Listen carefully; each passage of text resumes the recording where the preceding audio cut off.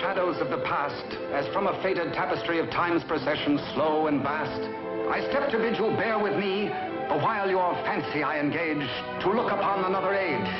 An age when on the human tide the plumed wave of chivalry rose to its summit, sweeping wide across a nation's mighty sea.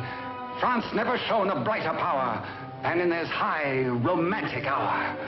So come with me to France of old, to fiery days when hearts beat high, when blood was young and hate was bold, and sword crossed sword to do or die. For love and honor gloried then, and friendship reached its peak with men. Friends were friends in those brave days. Athos, Porthos, Aramis, aye, graved our hearts with a mystic phrase, bound our lives with a mystic tie. Come, stir your soul with our ringing call of all for one, and one for all. Come on, come on, come on!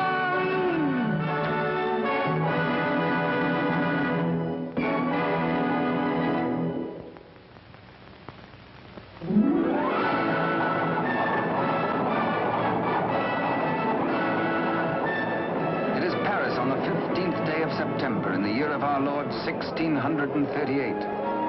Public excitement runs high. The populace enjoy a general holiday. Impatiently, they wait for the news of an heir to the throne of France.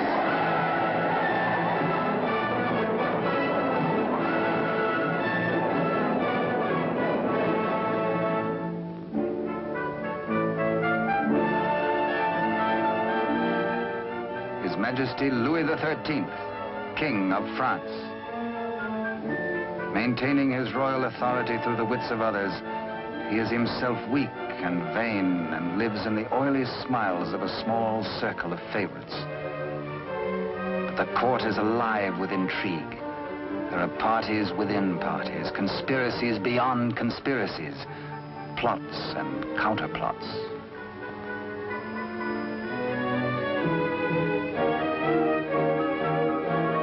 His Eminence, Monseigneur the Cardinal, Duke de Richelieu. He is the greatest statesman of the day and manipulates the strings which guide the king. His is the real power, subtle, cunning, and often ruthless. Still no one questions his devotion to the glorious kingdom of France.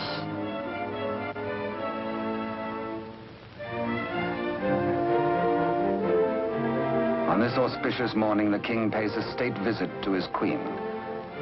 It is the custom for the sovereign and his courtiers to attend the expectant royal mother until his child is born.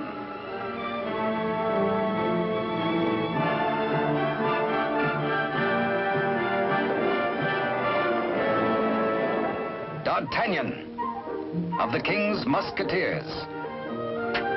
Relieved of his duties at court for the day, he hurries to the home of his sweetheart, Constance Bonacieux. Constance is seamstress to the Queen and is expected at the palace, so she cannot tarry long.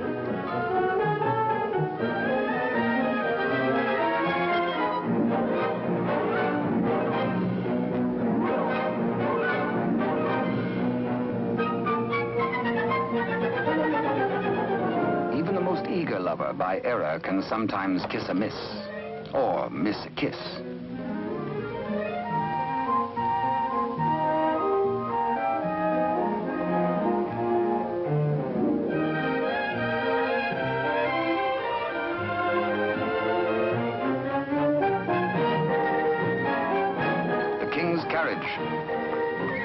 It arrives for Constance.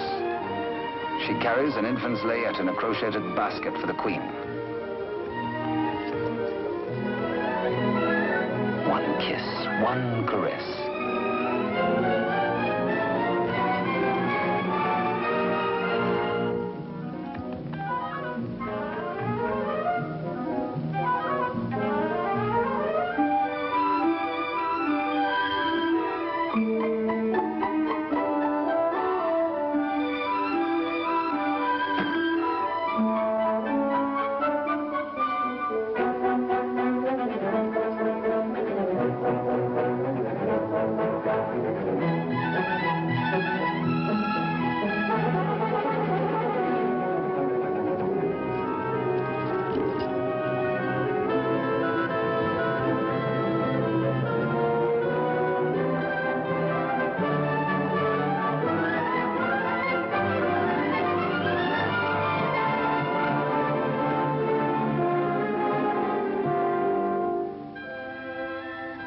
kiss truly is a delicate plant requiring privacy to grow into a tender blossom, the dream of all lovers.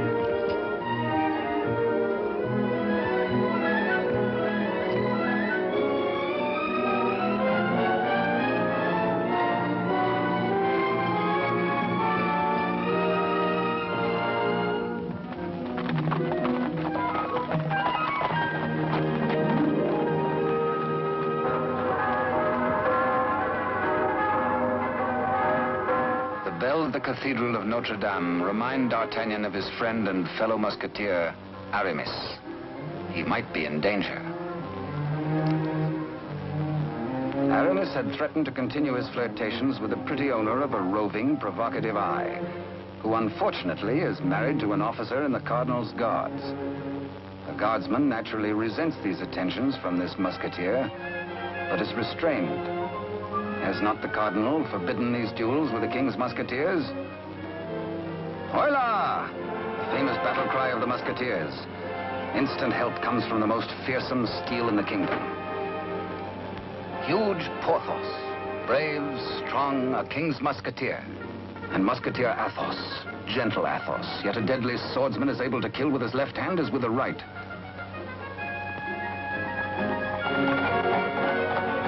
D'Artagnan! The battle is forming. The Cardinal's Guards. This is no private fight then, eh? The Musketeers against the Cardinal's Guard. It started before D'Artagnan was born. And what are the odds? 1, 2, 3, 4, 5, 6, 10 guards to 4, 5 to 2, 2.5 to 1? Too simple. Draw your skewer, Monsieur Half Guardsman. Let's measure half a point. On guard! Come, where's your challenge now? Where's your steel? What's your fear? The law? Does the Cardinal still ban a friendly fight with a musketeer or two?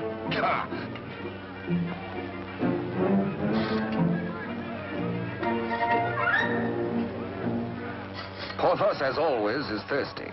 He has capacity. D'Artagnan, with his quicker eye, has a more bountiful drinking source.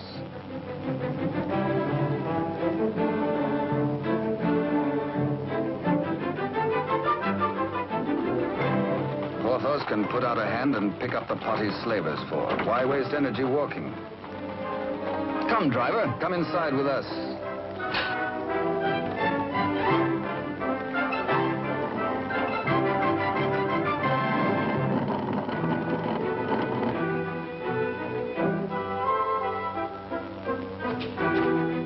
Driver swears his wagon is damaged. His master will skin him. His horse is loose. He has a terrible wife. He has trouble. Everybody is mean to him. He has to be mean too. Ha ha! Now, take your temper out on me, good friend. Now, feel better? Now we can talk. I'll win you the price of your horse and more. Come, guardsman, I challenge you to game. This is not forbidden you.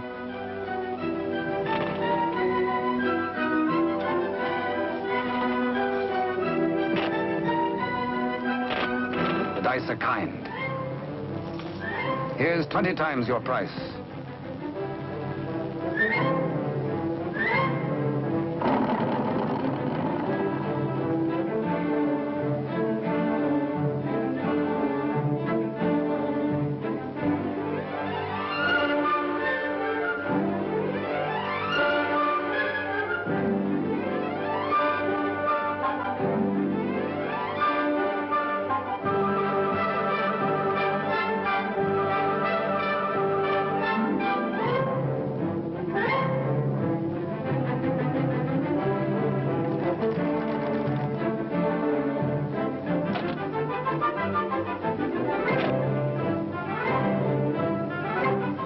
Riding high, D'Artagnan returns to the dice game. Laughing and playing a while longer, he wins hands down from a fat-headed guardsman while waiting for the late evening rendezvous with Constance. Porthos, too, has women on his mind.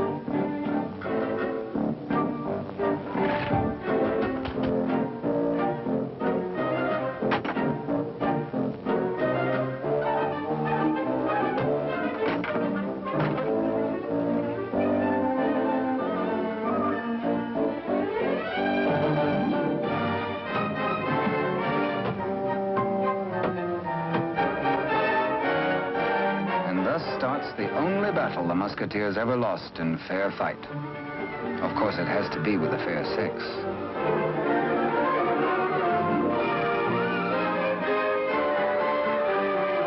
For the first time in his life, a panic-stricken Porthos screams a terrified, "Hola!" Athos hears him. Aramis springs bravely to the side of his comrades, and they flee together.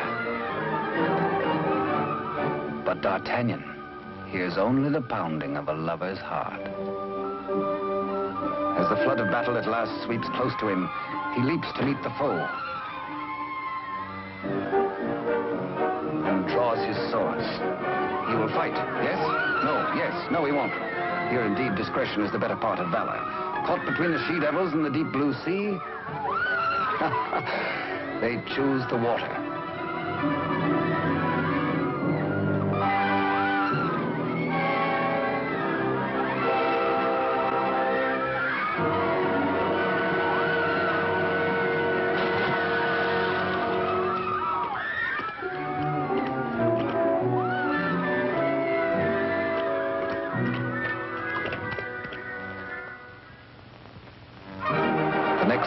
The city is in ferment. The pressure beyond the gates is so great that the people are admitted to the courtyard.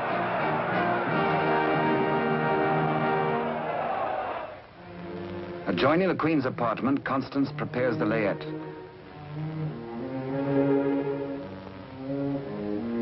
She is informed by Father Joseph, the Cardinal's trusted henchman, of the imminence of the royal birth.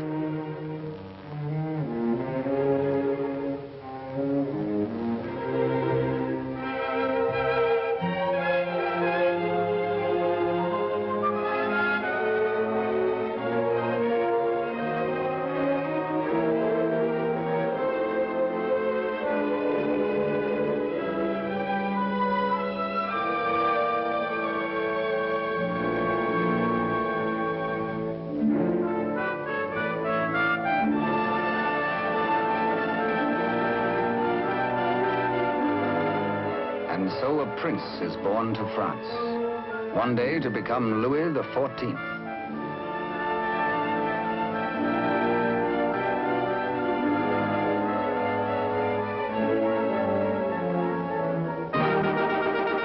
By ancient custom, his royal father presents him to the people.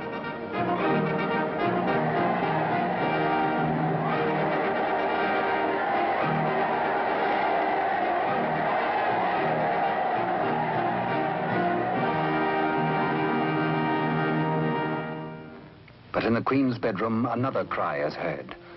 One of those rare turns of destiny. And Constance is the first to warn the tired, dozing midwife.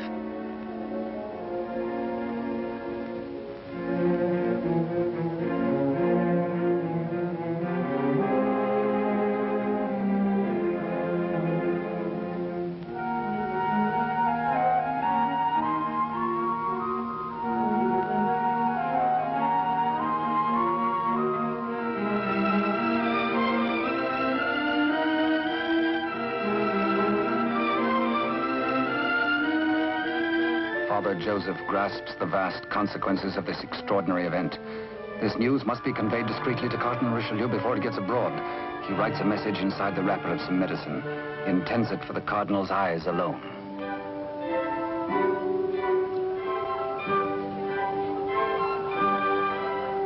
Your medicine, Your Eminence.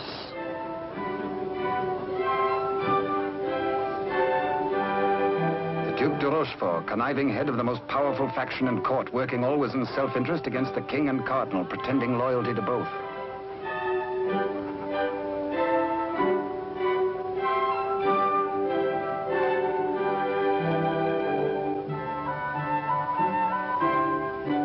necessity for caution on the part of Father Joseph is indeed well-founded. De Rochefort, having many times seen messages thus taken to His Eminence, becomes inquisitive. He resolves by a simple trick to learn the secret passed to the Cardinal. A substitution of scraps of paper.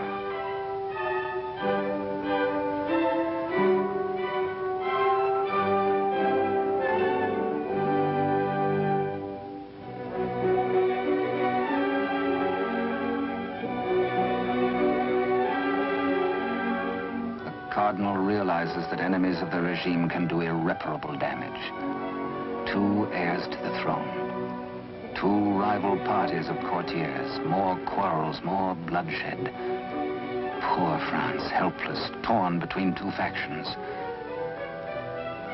The secret of the twins must indeed be forever guarded, if France is to have peace, and if he, the Cardinal, is to retain his power.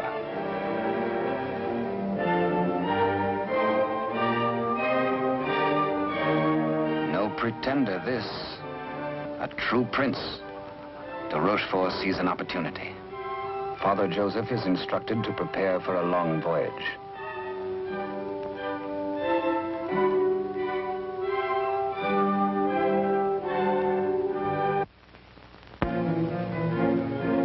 The Cardinal has a plan. He sends a page to summon De Rochefort.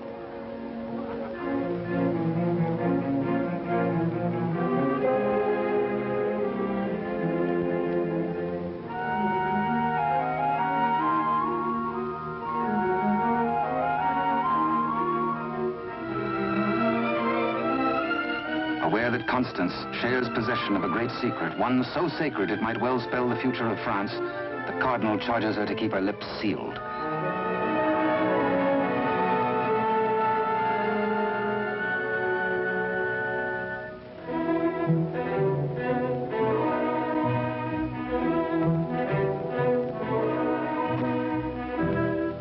Richelieu entrusts the wily De Rochefort with Constance's safety. She must not be permitted to see anyone until further notice. The Cardinal is not at liberty to tell his reasons, but De Rochefort is making his own plans.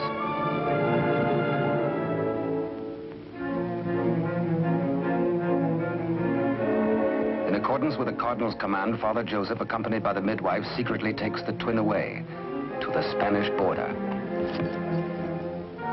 The child shall be raised as a commoner with no knowledge of his royal birth.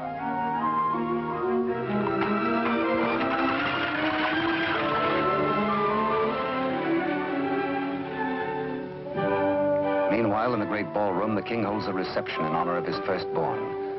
Had he known the cradle should have held 2 sons, he might have been less self-satisfied with the Cardinal's congratulations.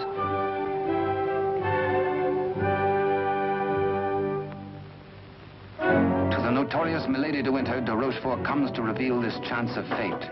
The future of France may be in their hands. He tells her he will turn Constance over to her. She is to escort Constance to the convent of Saint-Guemel. There, force her to tell the whole of the Cardinal's secret and plans. He will play one against the other, Cardinal against King, for his own ambition.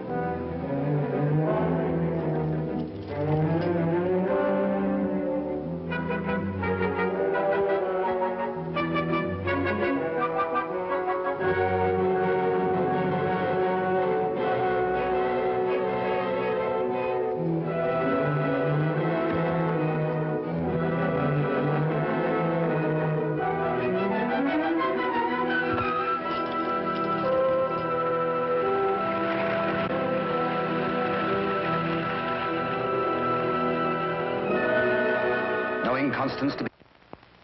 One of the chair carriers runs with the news to the musketeers' barracks.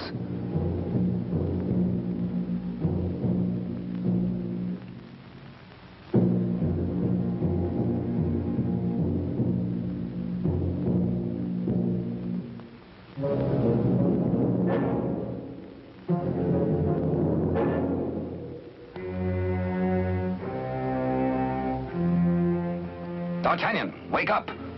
Constance taken by force, by De Rochefort.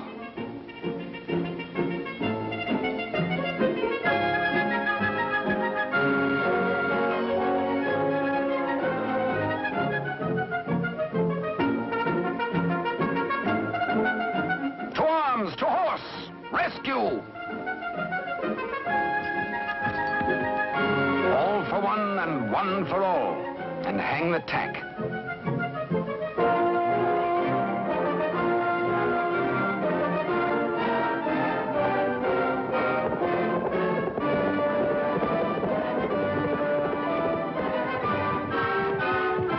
The wily cheat is in no mood to cross steel with this angry Gascon bent on justice.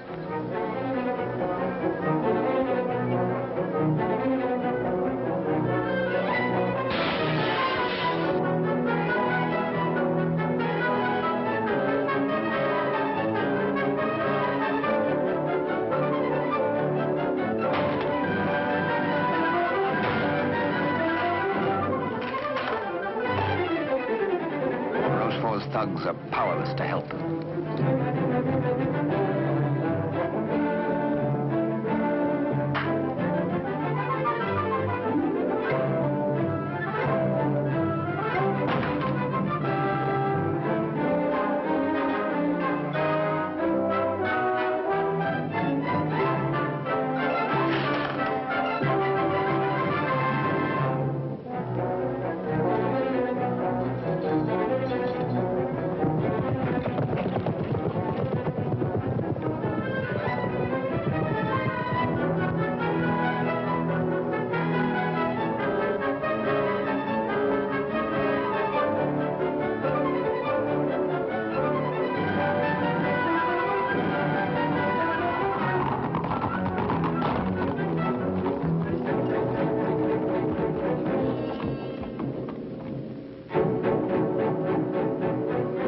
De Rochefort is stubborn.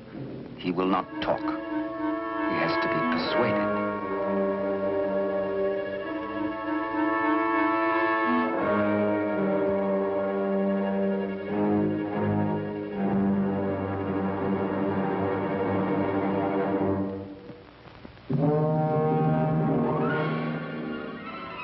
Probe goes on. Where is she? Where is Constance? Talk or fall 200 feet to the bottom of the well. Talk or die.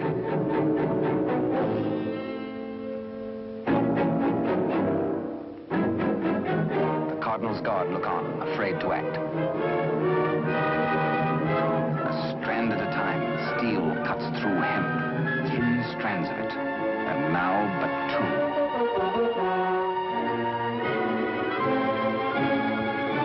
Now 1. Ah, De Rochefort breaks. The convent of Saint-Guémel.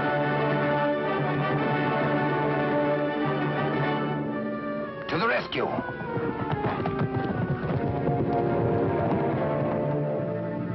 A stableman granted audience with the Cardinal tells of De Rochefort's trickery and capture and of Constance's abduction by Milady de Winter.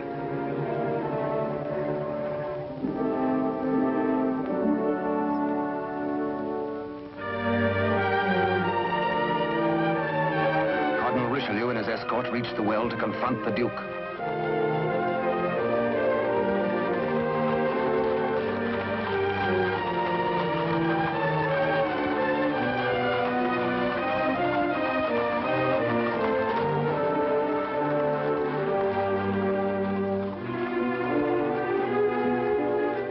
Accused, exposed, a nervous, bedraggled penitent. He confesses that he has indeed played traitor. His Eminence breaks De Rochefort, stripping him of his authority and titles, banished from both court and country forever.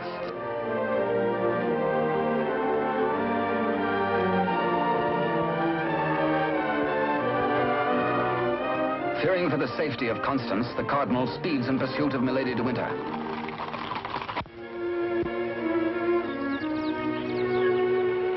Before dawn the next morning, the convent of Saint-Guémel.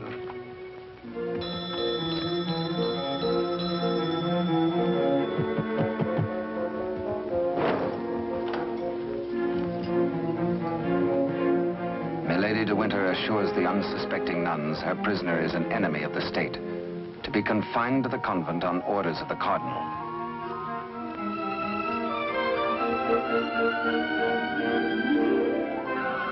The banished De Rochefort, smarting under his humiliations, lingers in Paris. All is not lost. He uses the last of his wealth in a desperate gamble and buys the services of ruffians.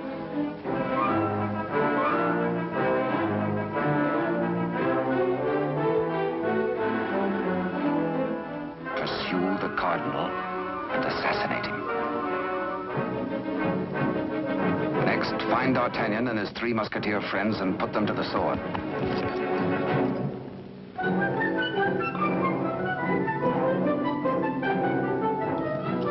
De Rochefort still dreams of himself in terms of the most powerful man in France.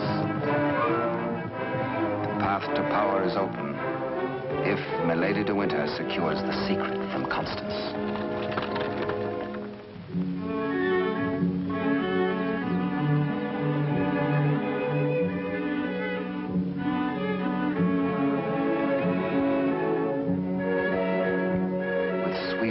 And honeyed entreaties, the unscrupulous Milady de Winter seeks to cajole Constance into telling all she knows.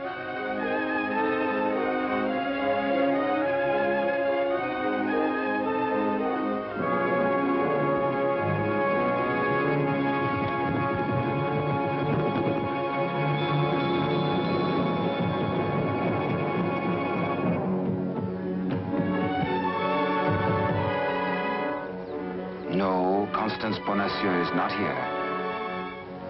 But he hears her voice.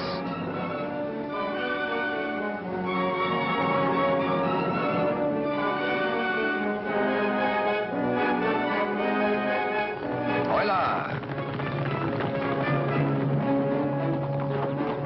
One for all and all for one.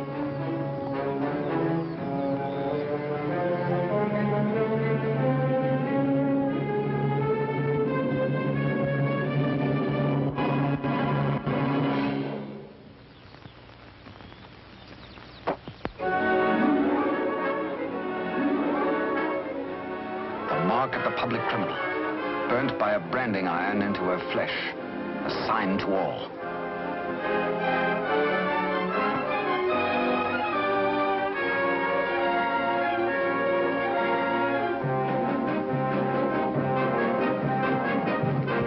Exposed to Constance as a criminal, Milady de Winter is desperate. If caught thus in a second act of crime, by the laws of France, Milady must face public execution.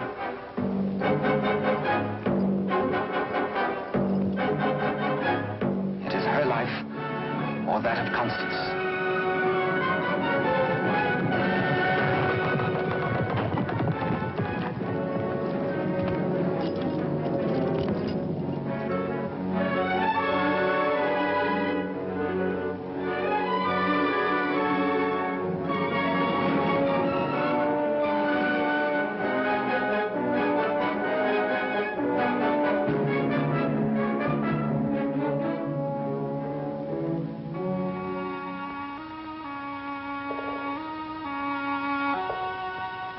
D'Artagnan hears Constance whisper that she loves him above all men.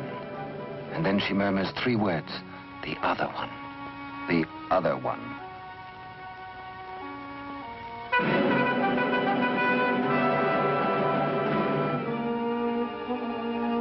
D'Artagnan strains to hear the faint pulse of her words, but Constance dies.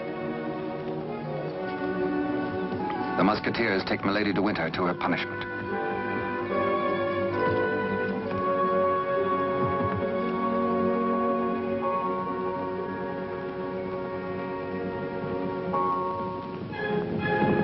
His Eminence the Cardinal has traveled through the night.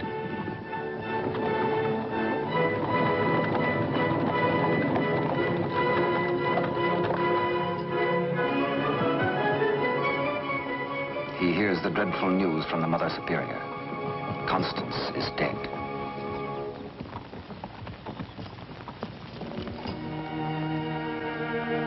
Faithful, loyal Constance.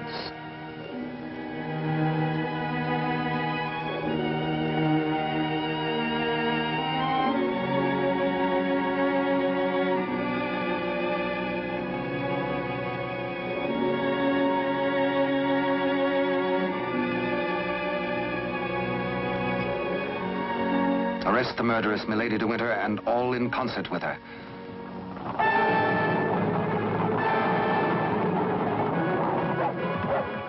three musketeers, Athos, Porthos, and Aramis, enraged, take the law into their own hands and deliver the murderess to the public executioner and order her death.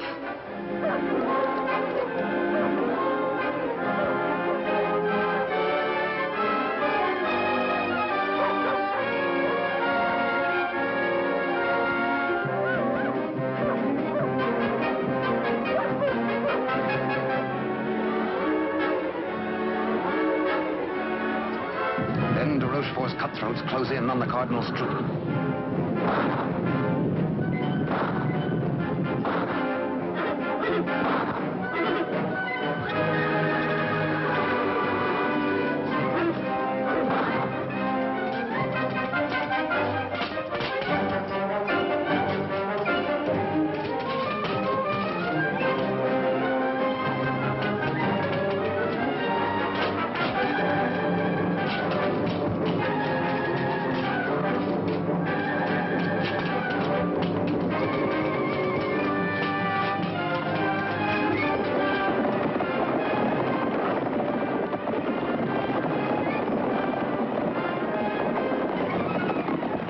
Some distance away, the musketeers are captured by their deadliest rivals.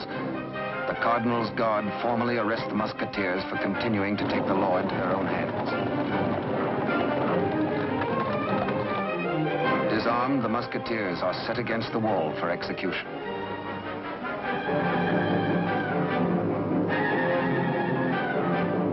Your guards would take the lives of my friends.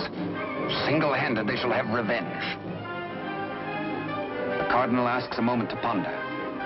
Constance dead. A murderess executed. Enough blood has been shed. Now this strife twixt musketeer and guard shall end.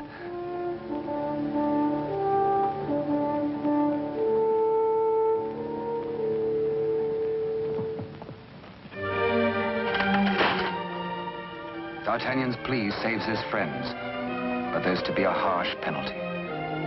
Richelieu's plan concerns the state, and these continuing disputes between his guard and the king's musketeers. The four musketeers must separate, never to come together again on pain of death. His judgment, oh, a sorry day. The musketeers are banished, each to his own province, never to visit Paris again, nor set foot beyond the bounds of his own fields.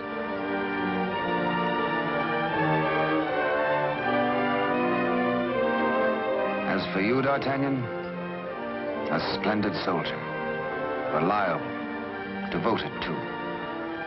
You henceforth shall be bodyguard of the future king, beloved of France, the nation's one.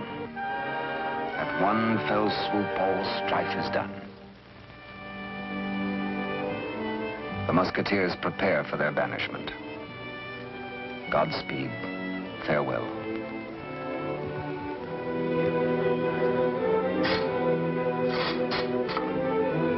Eternal friendship, it shall not pall. All for one, and one for all.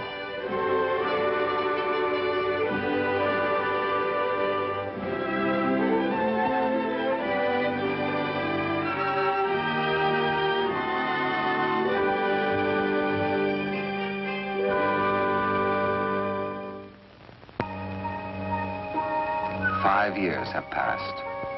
France is at peace. The infant prince grows to boyhood. Cardinal Richelieu, driven hard by the responsibilities of high office, lives in semi-retirement. And a royal father educates his son in courtly etiquette.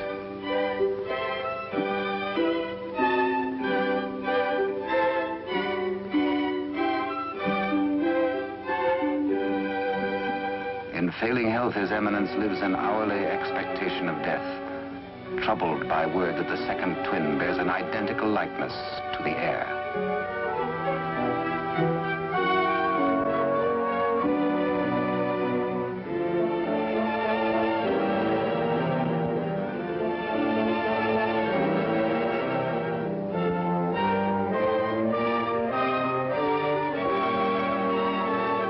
The dangers inherent are obvious and weigh heavily on the Cardinal's mind. He decides he must protect the prince somehow. His Eminence provides that the rightful twin may always be identified from the other. With the aid of the court jeweler, he caused a gold doubloon to be broken. The smaller piece hangs on a chain around the throat of the infant prince. And its mate he places about the neck of Captain D'Artagnan.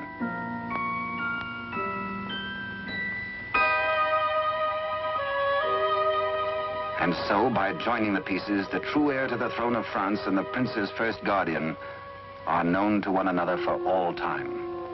He starts to say, I hold a secret, but the chill hand is upon him.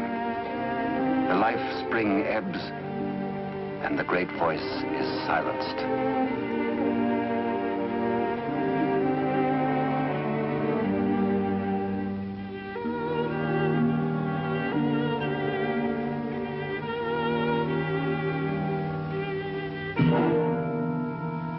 A great statesman passes into history.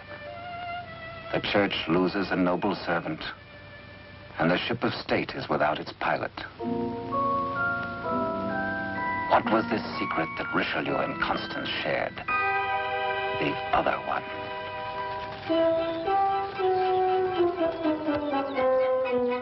Across the Spanish border, the prince's twin brother is reared by servants of the late cardinal. The banished De Rochefort, living nearby, holds the twin under his very eye. He bides his time.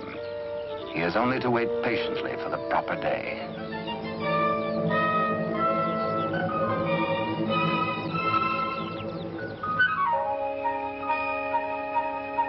Upon the death of Louis XIII, the heir to the throne, or the Dauphin as he was called, became France's King Louis XIV. Both he and his twin had grown to manhood. The brothers are alike as two peas in a pod.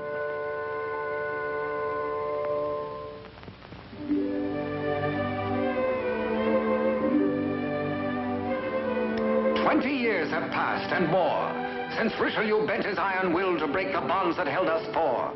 But Porthos, Athos, Aramis, I will ride once more. Once more we'll heed the clarion call of all for one and one for all.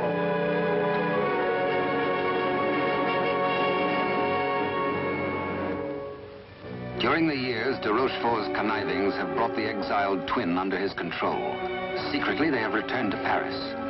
De Rochefort has lavished upon the usurper the trappings of royalty, teaching him to copy even the handwriting of his brother, the king.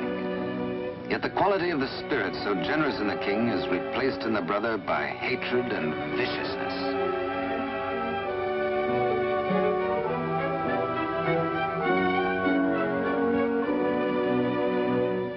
The king's valet, a de Rochefort spy, brings long-awaited news. Within the week, an older D'Artagnan, after a lifetime of loyal service, will retire and leave the court. The young king will be without a bodyguard. Every detail of their plan has gone over. The map, the sentries to overpower, the secret approach to the royal apartment, the signals.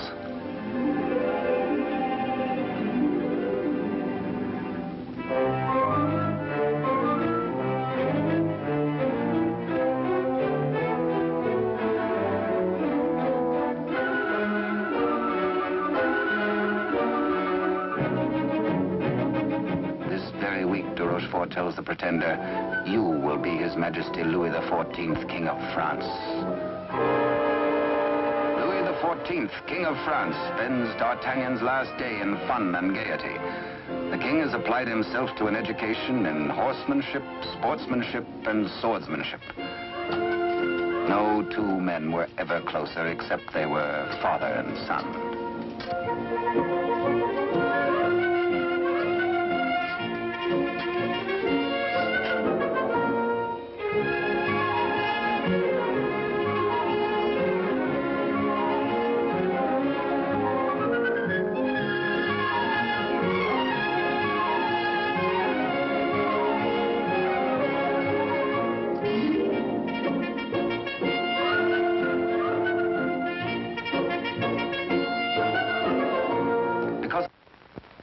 Early, D'Artagnan enters the royal bedchamber to bid the king goodbye.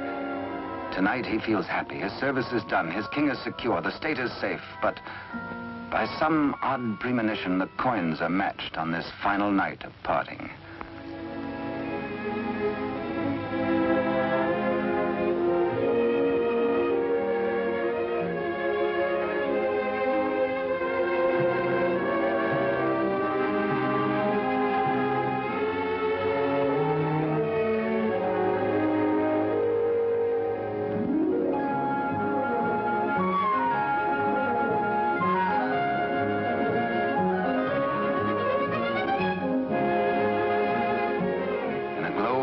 memories of a delightful evening with the king, Captain D'Artagnan arrives outside his lodging and is amazed to find himself beset by ruffians. Angrily, the Gascon plans his battle. First, he deals with the dagger-man decoy, sticks him with his own blade, throws the man's cape to the edge of an open sewer, places his own cape over the decoy's body and fires his own pistol. Hey, up! On to the balcony.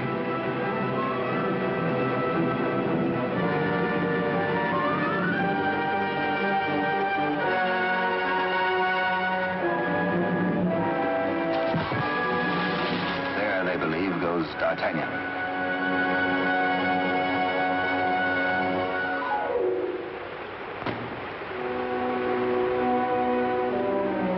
A thoughtful D'Artagnan returns to his lodging. For a peaceful man to be waylaid on a city street is something new. He had spent the evening with his king. He reflects, has the palace discipline been slackening too? Sentries were not where they should have been. His soldierly heart is disturbed for the safety of his king.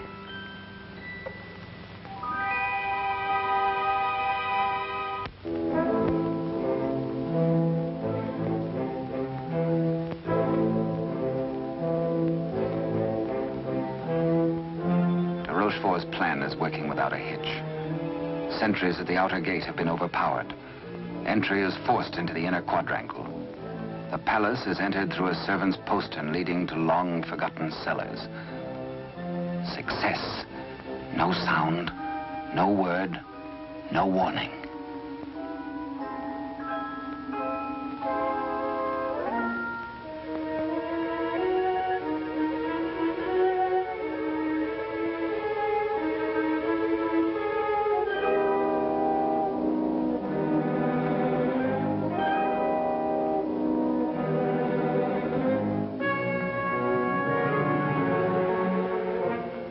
The pretender waits impatiently below for the deed which will make him king.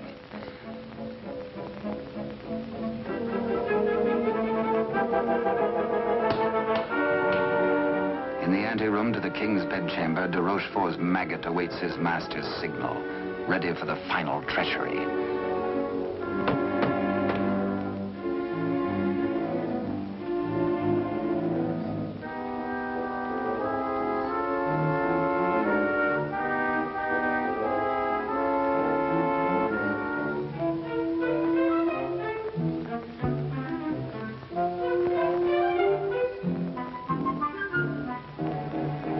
And a little after 11 o'clock on this fateful night, in one tragic moment, France loses her rightful king.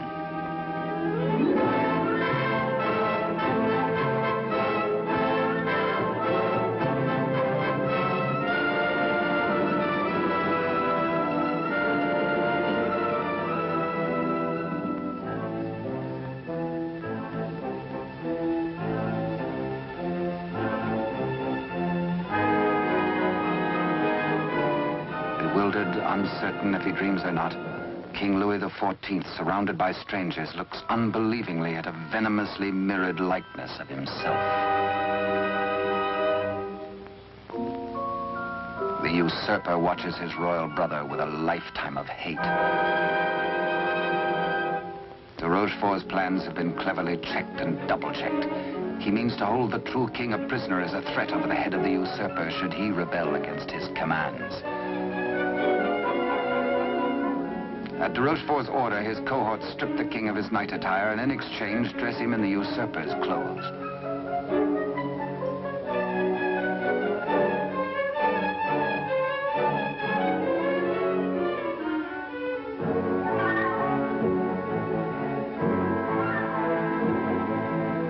Into the palace cellars, a messenger reports breathlessly.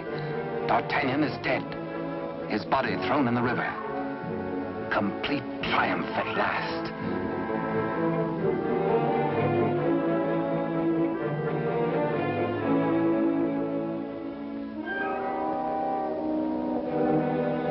An iron mask, an invention of the devil.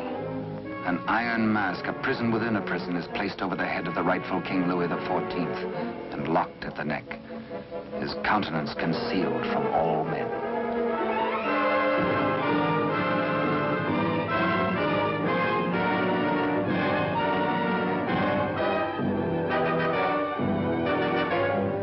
true king is led away.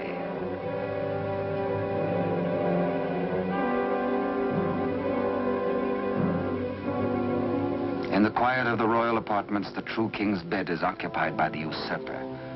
Trusted servitors have been spirited away. The twins' lackeys have replaced them.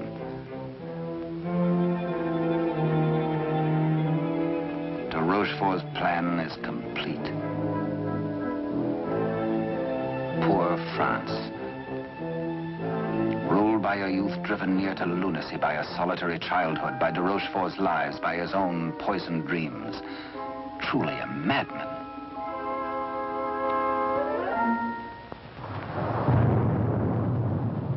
Suffering in human life is proportioned to human strength. When the young king, stupefied and crushed, found himself led a prisoner to a cell in the Chateau Sainte Marguerite in the south of France, he fancied at first that death is like sleep and has its dreams. He believed himself to be a spectator, a palpable phantom of his own suffering. A torture the more terrible since it might be eternal. Eternal death. How can I have died? I am a king, yet not a king, enthroned upon a funereal couch. No, no, dear God, do not punish me who have done nothing. Why am I thus punished? Like a cloak, the chill of the dungeon falls upon his shoulders. So dwells the real Louis XIV in a living hell, to remain thus the rest of his days.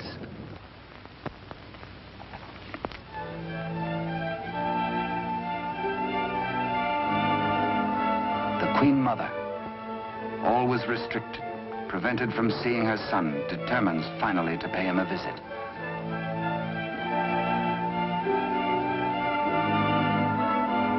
In place of the affectionate and courtly Louis XIV, to her horror, she finds herself repulsed.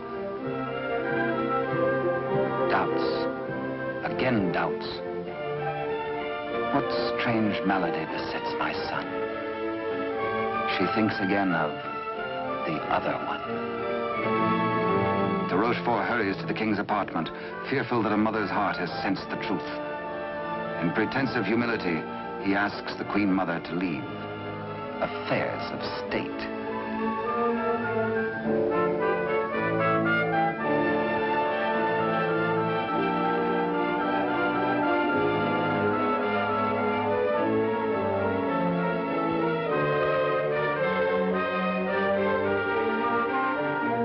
De Rochefort is determined.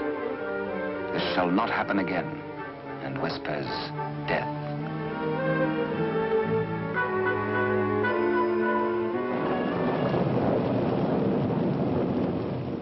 Day by day, night upon night, the prisoner prays for some way to get word to D'Artagnan. A heaven-sent fisherman hoves to.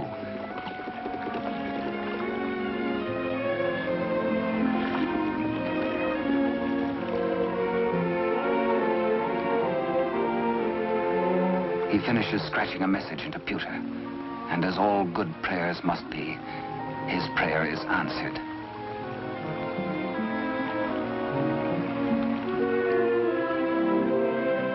Millet and mackerel are running, and then a catch, apparently from heaven.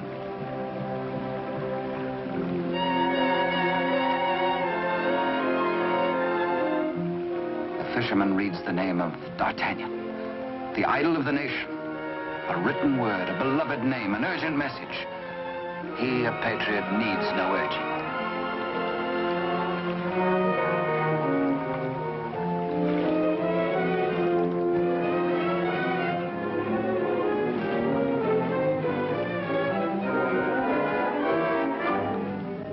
Paris goes about its daily affairs, unaware that its rightful king languishes in prison, and the Queen Mother herself faces death as the humble fisherman hastens to D'Artagnan's home. D'Artagnan stays on in Paris, and to his hurt amazement continually finds himself barred from the court. Day by day, week by week, audience with the king has been refused him. The fisherman blurts his weird news. A story hard to believe. A lonely castle which D'Artagnan knows like the palm of his hand. A prisoner in an iron mask behind its bars. But the signature, An etching of a coin that fits his own exactly.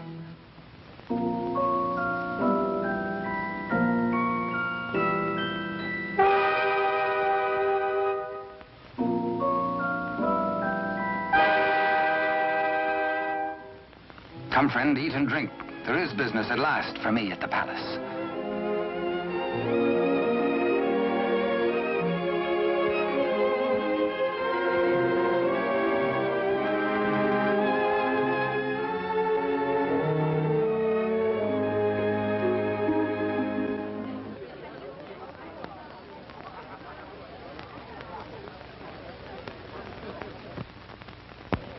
Threading his way through the perfumed route of the court's chattering idlers, D'Artagnan finds himself a stranger in a strange atmosphere. And there is reason, he thinks, for this curious tension. De Rochefort and the king.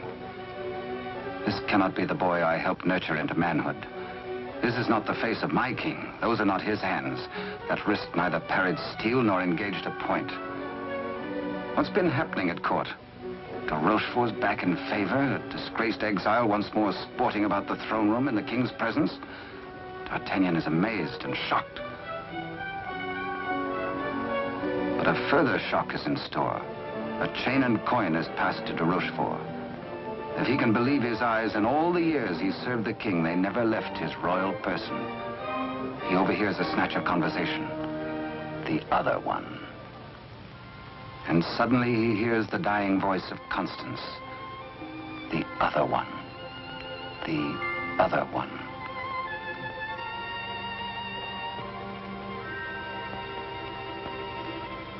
What did she mean? A message signed by the royal coin. A king, not a king. And a court alive with known traitors. D'Artagnan smells a rat. But a rat has seen him and gives warning. The palace guards are alerted. And all exits barred.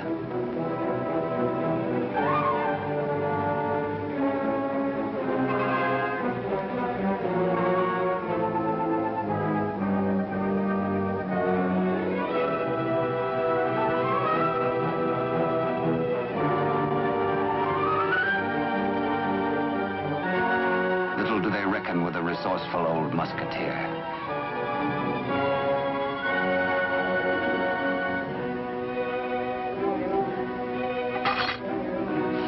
D'Artagnan orders a king's loyal troop to be hurried to meet him at the Chateau Sainte Marguerite.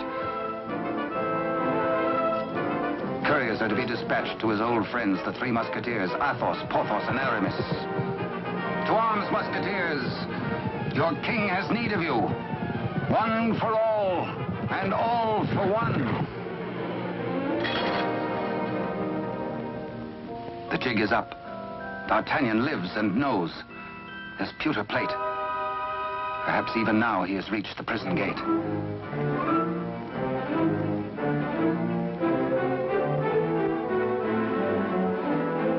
De Rochefort cannot believe his future lies in a common plate.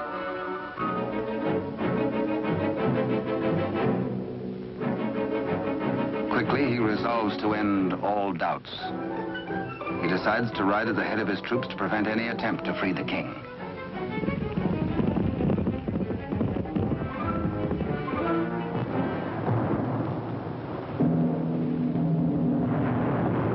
The puzzled D'Artagnan has reached the Chateau Sainte Marguerite, certain that his comrades will join him. Under cover of the raging storm, he rose to the grotto beneath the castle. Many a time as a young officer, he had patrolled this grotto passage. It led, he knew, to the arsenal. Beyond that, the armory. Then the main hall and staircase to the tower itself. Up there is the man in the iron mask, the writer of the message.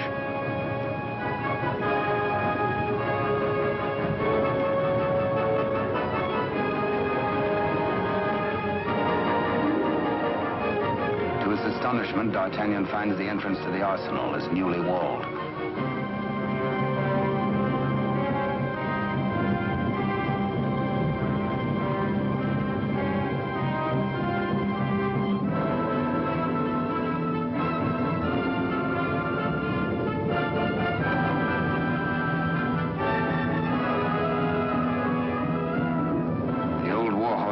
prepared to hazard it alone if necessary.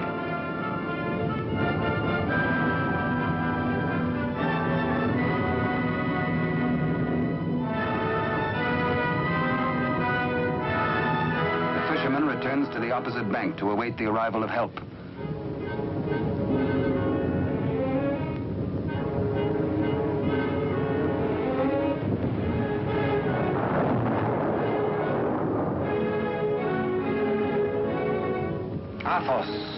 A few years older, a little more grizzled, the same brave companion as of old, ready and willing for any gambit.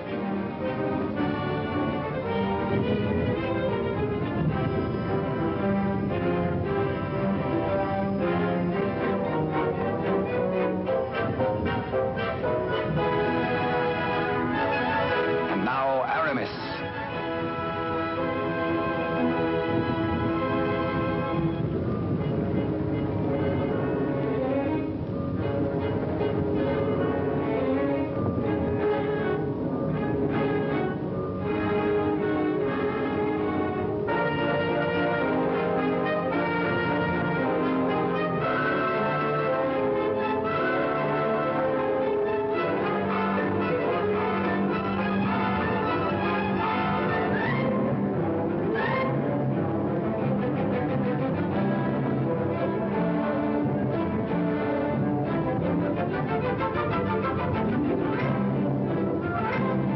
Two of the valiant comrades have arrived.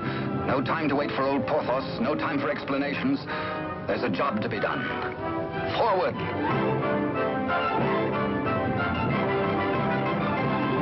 Through the racks of gunpowder barrels to the main hall, and the tower staircase itself.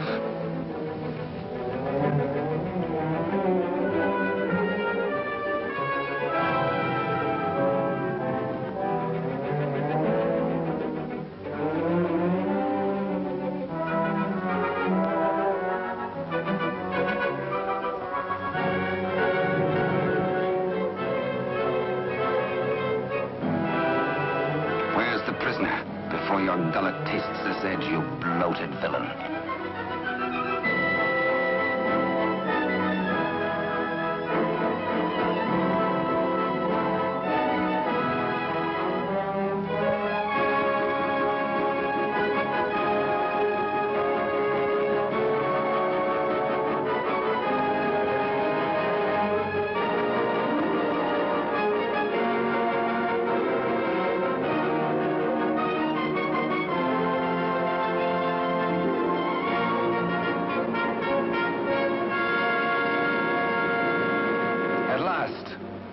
D'Artagnan knows the voice. It is his true and rightful king, Louis XIV, King of France. The castle guards.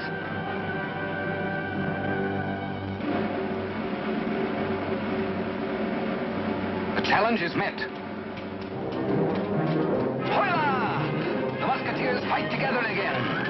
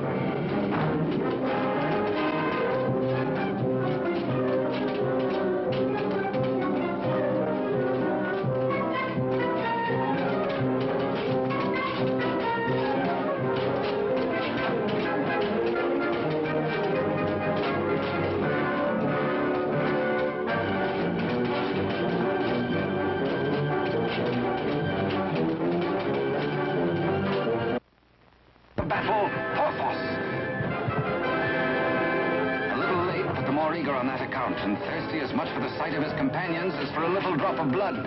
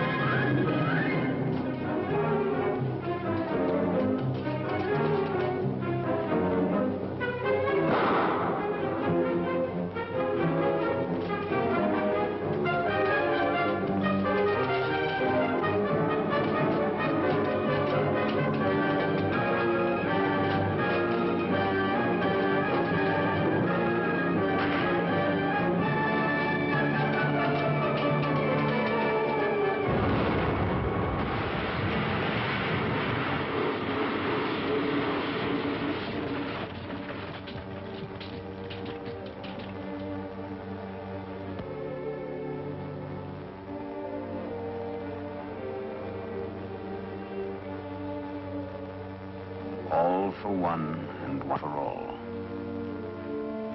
Be certain, cherished friends, that I shall wait for you. What good times we had together, eh?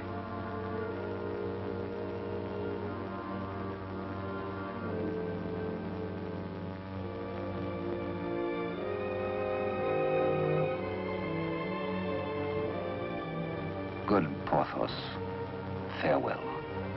You died as you lived, for love of country, in the service of your king. The fisherman gives warning of the approach of enemies.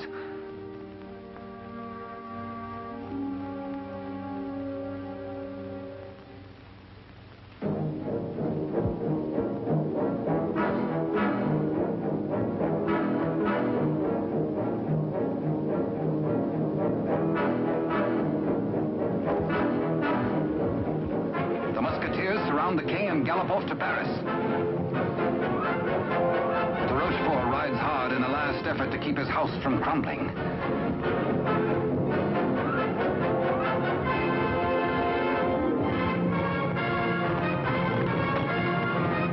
The odds are 10 to 1.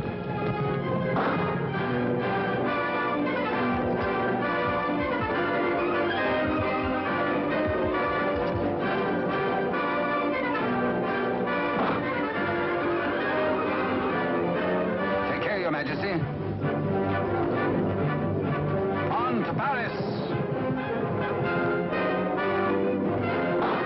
Farewell, gallant Aramis. A traitor's bullet struck you down.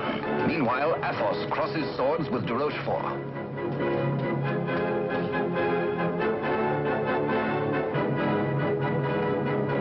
But at the highest price of all, Athos joins his comrades.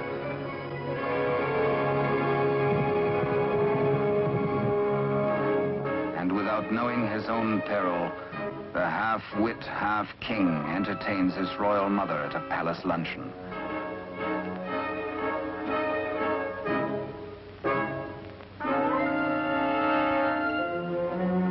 Cunningly, he says, a private matter.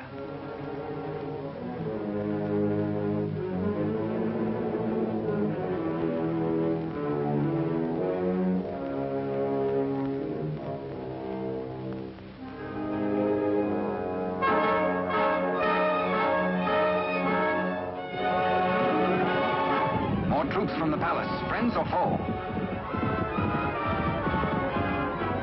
Friends. D'Artagnan breathes relief. The king is safe. God save the king!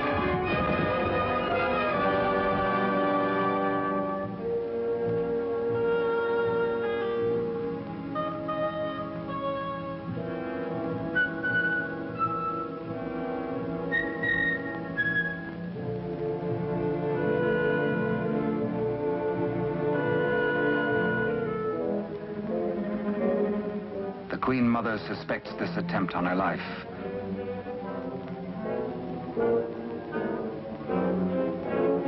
The witch's brew, a subtle poison already responsible for many an agonizing death.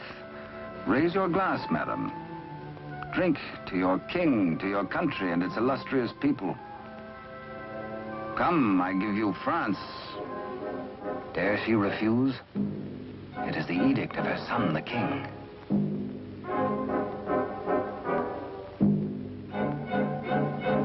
The toast, but a warning cry.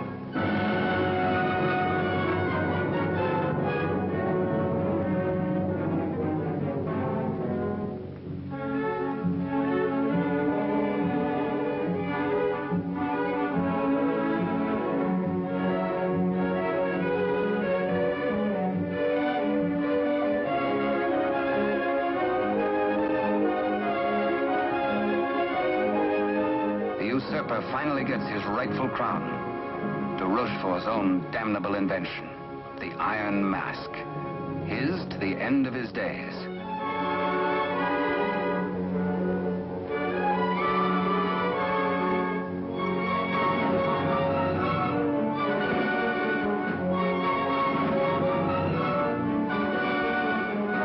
As D'Artagnan pours away the poisoned wine, the usurper takes swift, bitter revenge.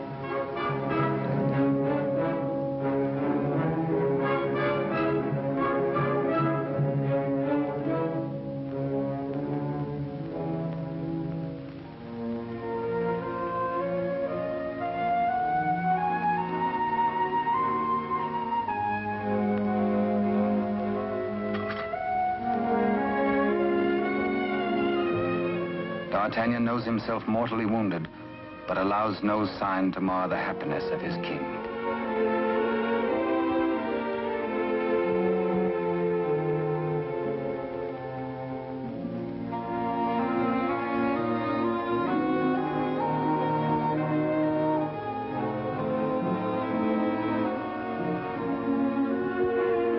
Blood, the weapon of the murderer, with crimson evidence on the blade.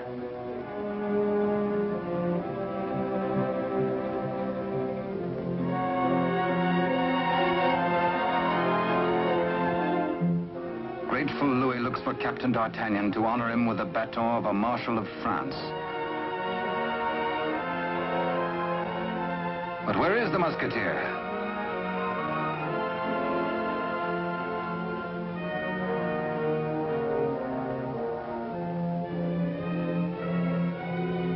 The court resounds with the king's commands and his cry to find his friend and mentor.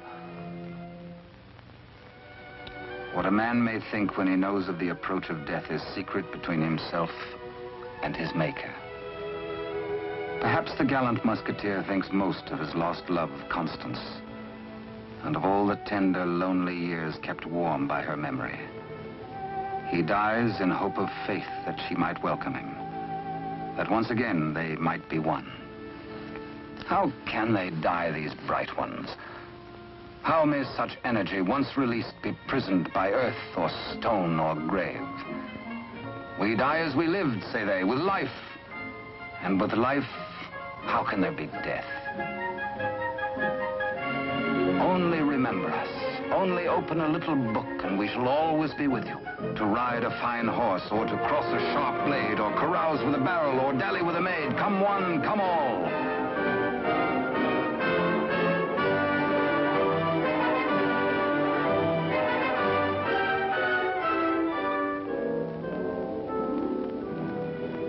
And so passed a brave and glorious man, in honor. Only think, and we live again. We live forever. For with us, now as ever, it's one for all, and all for one.